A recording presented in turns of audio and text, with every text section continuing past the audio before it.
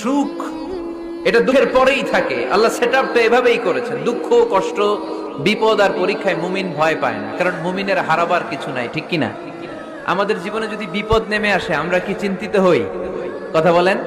আমরা তখন সবর করি, কি করি? আর সবরের সওয়াব আছে না নাই? কারণ মুমিন জানে রাত যত গভীর হয়, অন্ধ